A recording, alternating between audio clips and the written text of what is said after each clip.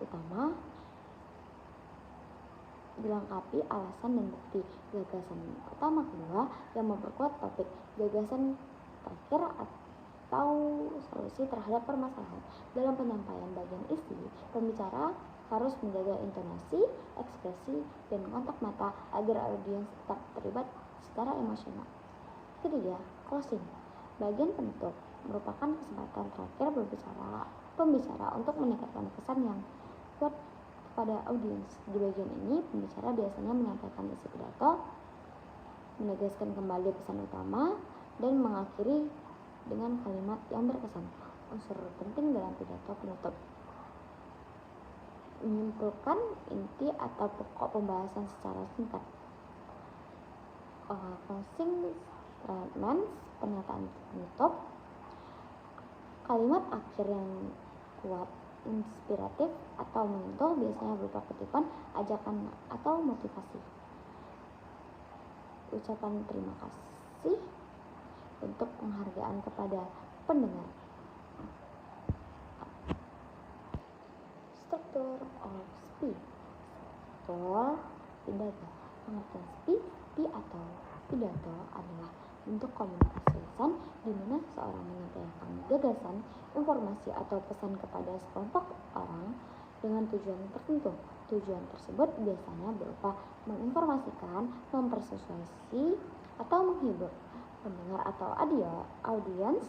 Pidato menjadi salah satu keterampilan penting dalam komunikasi publik karena mampu mempengaruhi pikiran, emosi, dan tindakan orang lain.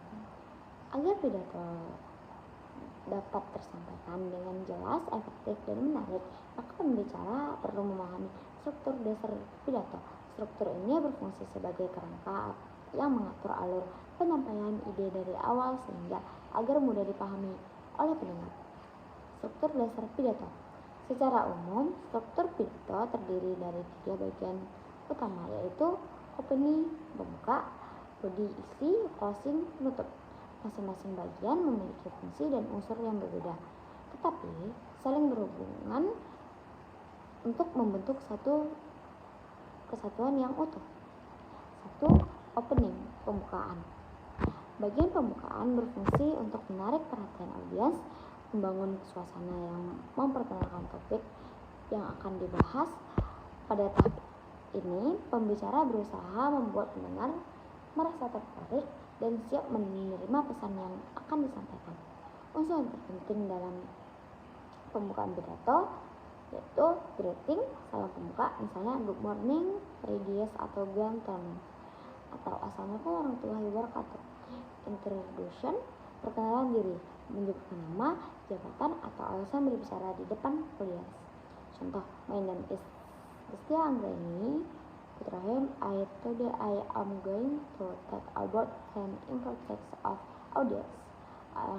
Terus pembangkitan perhatian biasanya berupakan kutipan, pernyataan refleksif, fakta menarik, humor ringan, kisah singkat.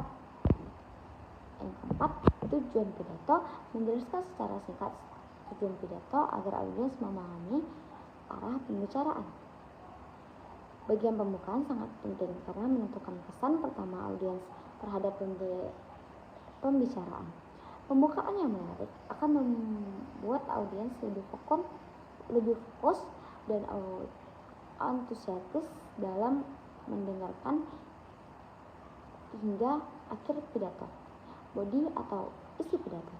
Bagian body ini adalah inti dari pidato, tempat bicara menyampaikan ide-ide utama, data argumen, dan penjelasan untuk mendukung tujuan pidato.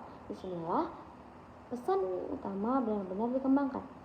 Ciri-ciri body yang baik terstruktur dengan jelas dan logis, didukung oleh data, fakta, contoh, atau kutipan yang relevan. Menggunakan transisi yang menghubungkan antar ide agar alur mengalir.